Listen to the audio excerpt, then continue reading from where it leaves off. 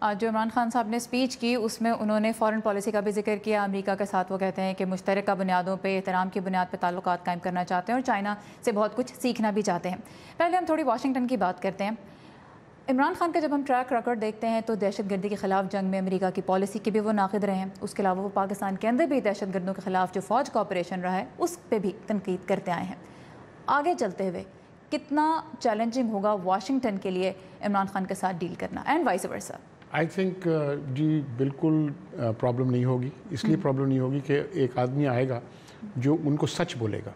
ٹھیک ہے جی, یہ نہیں بولے گا کہ ان کو کچھ اور بولے گا, گھر جا کے کچھ اور کرے گا. ٹھیک ہے جی, یہ ڈبل سپیک جو ہے نا یہ ختم ہو جائے گی. نمبر 1. نمبر 2, عمران خان کی جو پالیسی ہوگی جنرلی نیوٹرل ہوگی. ہمارے پاکستان کی فارن پالیسی کی فیوچر اسی میں ہے کہ ہم جنرلی نیوٹرل رہیں. ہم چائنا کے ساتھ بھی دوستی کریں اور یونائٹڈ اسٹیٹ کے ساتھ بھی دوستی رکھیں. دوسری بات, آپ ڈائلاگ ہی کرتے ہیں.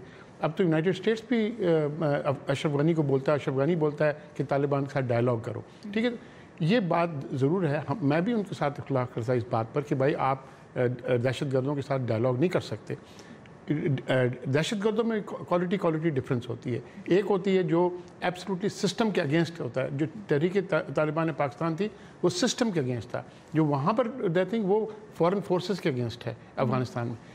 میری فیلنگ یہ ہے کہ آپ کی ڈیفینیٹلی جتنی بھی آپ کی فیلنگز ہیں نا آف اپریہنشن وہ ختم ہو جائے گی in time. Good Taliban bad Taliban والے بات تو نہیں پھر دوبارہ ہوگی جس طرح آپ کہہ رہے ہیں کہ کچھ ہیں جو پاکستان کے خلاف لڑ رہے ہیں, کچھ افغانستان کے خلاف. یہ تو انوینشن ہے جی, یہ تو انڈیا کی انوینشن ہے. گڈ طالبان بیڈ طالبان پوری دنیا لے گئے. اب جو کشمیر میں لڑائی ہے جی وہ انڈیجنس لڑائی ہے. کشمیری لڑتے ہیں اپنی فریڈم کے لیے, ان کو آپ نے ٹیررسٹ بنا دیا ہے. لیکن کشمیر میں بھی سب فریڈم کے لیے نہیں لڑ رہے. کشمیر میں وہ بھی ہیں جو فریڈم دونوں سائڈوں سے ہی جاتے ہیں, پاکستان سے بھی اور بھارت